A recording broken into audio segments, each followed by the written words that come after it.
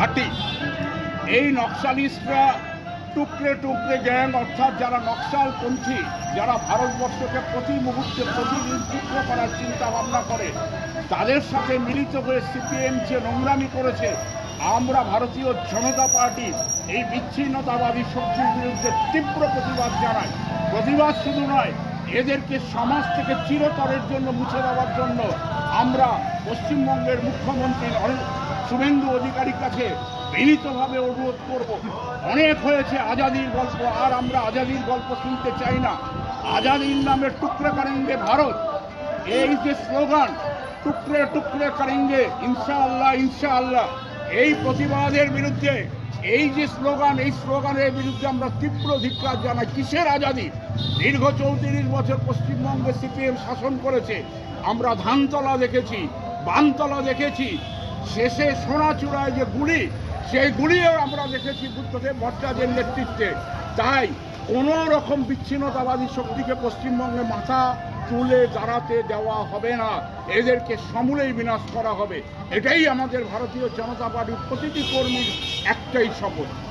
আপনার মনে হয় যে এই যে প্রোটেস্ট সিজিপি চলছে বা সারা দেশে যে এই বামপন্থীরা সিজিপিকে ব্যাকএন্ড দেখে সাপোর্ট করে যে সারা দেশে প্রতিবাদ চালাচ্ছে, এর আগামী যে সামনে যে ইলেকশনগুলো আসছে, যেরকম 2026-এর শেষের দিকে পৌরসভা ইলেকশন আছে, আর আগামী 2027 মানে ইউপি যে ইলেকশন আছে, আর 29-এ তো লোকসভা আছে, এই ইলেকশনগুলোতে এই প্রোটেস্টগুলোতে বা এদের কোনো চক্রান্ত কোনোরকমভাবে প্রভাব পড়বে? আগামী দিনে ইউপিতে যে নির্বাচন হতে চলেছে বিধানসভায়, এই সিজেপির যে আন্দোলন, এই যে বিচ্ছিন্নতাবাদী আন্দোলন, এই আন্দোলনের কোনো রকম প্রভাব পড়বে না। কেন? অভিজিৎ দীপকে এবং জুনেদ ভাই, যিনি প্রতিদিন 10,000 লোককে খাইয়েছেন, আজকে জুনেদ ভাই কাঁদছেন। কেন? তার নিশ্চিত জেল যাত্রা।